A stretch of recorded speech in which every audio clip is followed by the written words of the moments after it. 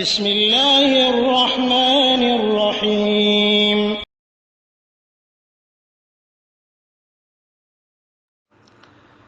ওয়ালাইকুম আসসালাম ওয়া রাহমাতুল্লাহি ওয়া বারাকাতুহু।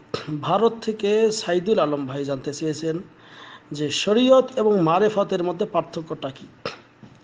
আলহামদুলিল্লাহ ওয়াসসালাতু ওয়াসসালামু আলা রাসূলিল্লাহ। আসলে সম্মানিত ভাই, শরীয়ত যেটাকে বলে বোঝানো হয় সেটা হলো ইসলামী হুকুম এবং আহকাম। আল্লাহ রাব্বুল আলামিন যেই বিধি এবং বিধান দিয়েছেন এটাকে শরীয়ত বলে পরিগণিত করা হয়। এরকম আরও একটি শব্দ, সেটা হলো তরিকত। তরিকত মানে এই শরীয়ত মোতাবেক চলার যে পন্থা পদ্ধতি, এটার নাম হলো তরিকত। আরেকটা বলা হয় মারেফত। মারেফত মানে পরিচিতি। তা আল্লাহ রব্বুল আলামিন সম্পর্কে প্রতিটি মুসলমানকে জানতে হয়, আল্লাহ সম্পর্কে জানতে হয়, নবী সম্পর্কে জানতে হয়, দিন ইসলাম সম্পর্কে জানতে হয়। এই জন্য শেখ আল ইসলাম ইবনে তাইমিয়া রাহিমাহুল্লাহ কি শেখ মোহাম্মদ বিন আব্দুল ওয়াহাব রাহিমাহুল্লাহ তিনি বলেছেন যে তার একটি বই রয়েছে উসুলুস সালাসা, তিনটি মূলনীতি। এই বইয়ের মধ্যে তিনি এলেম অর্জন করতে বলেছেন এবং এলেমের ক্ষেত্রে তিনটি বিষয় উল্লেখ করেছেন। সেটা হলো যে মারেফাতুল আবদে রব্বাহ। মারেফাত মানে পরিচিতি জানতে হবে, বান্দাকে জানতে হবে তার রব সম্পর্কে। মারেফাতুল আবদে দিনা, বান্দাকে জানতে হবে তার দিন ইসলাম সম্পর্কে। মারেফাতুল আবদে নবিয়া, বান্দাকে জানতে হবে তার নবী সম্পর্কে।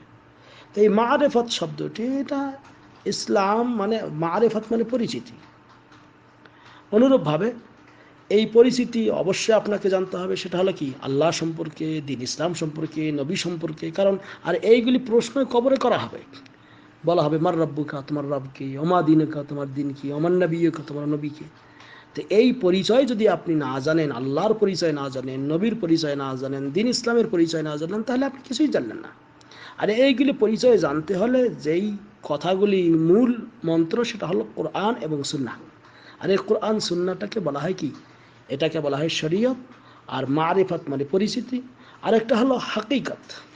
হাকিকত মানে এর বাস্তবায়ন, অর্থাৎ এর বাস্তবায়ন করা। আল্লাহ রাব্বুল আলামিন যেমন আপনাকে বললেন যে লিমান শাআ মিনকুম আন ইয়াস্তাকিম, তোমাদের মধ্যে যে চায় সে যেন সরল পথ অবলম্বন করে।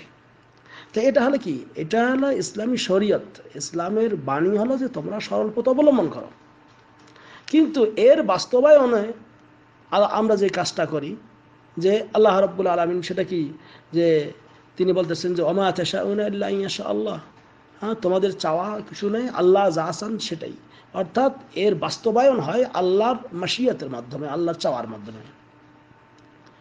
তো এরকম করে যেমন আমরা বলি কি ইয়াকা না'বুদু ওয়া ইয়াকা নাস্তাইন। ইয়াকা না'বুদু মানে আল্লাহ তোমারই আমরা ইবাদত করি।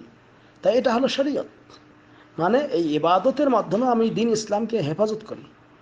কিন্তু এটার বাস্তবায়ন কিসের মধ্যে, এই ইবাদত কিভাবে করতে হবে, যে ওয়া ইয়াকা নাস্তাইন, আল্লাহ তোমার কাছে সাহায্য চাই।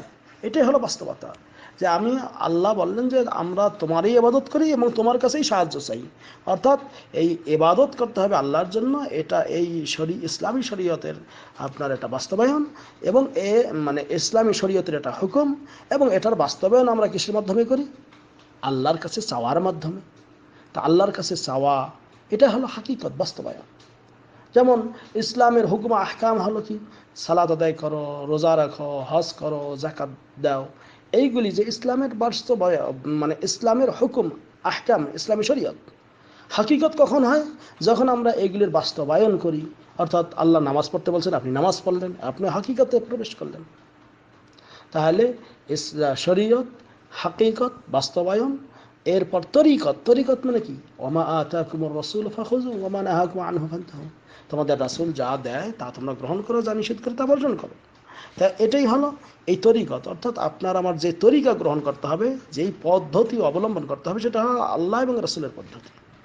তাহলে আশা করি বোঝা গেল, শরীয়ত হলো দিন ইসলামের হুকুম, হাকিকত হলো এর বাস্তবায়ন, তরিকত হলো ওই প্রসেস এবং পন্থা, আল্লাহ এবং রাসূলের পন্থা, এবং মারিফত হলো পরিচিতি। এই হলো। কিন্তু আমাদের দেশে সুফিবাদরা তারা বলে যে আপনারা শরীয়ত জানেন আর আমরা হকিকত, তরিকত, মারিফত আমরা জানি।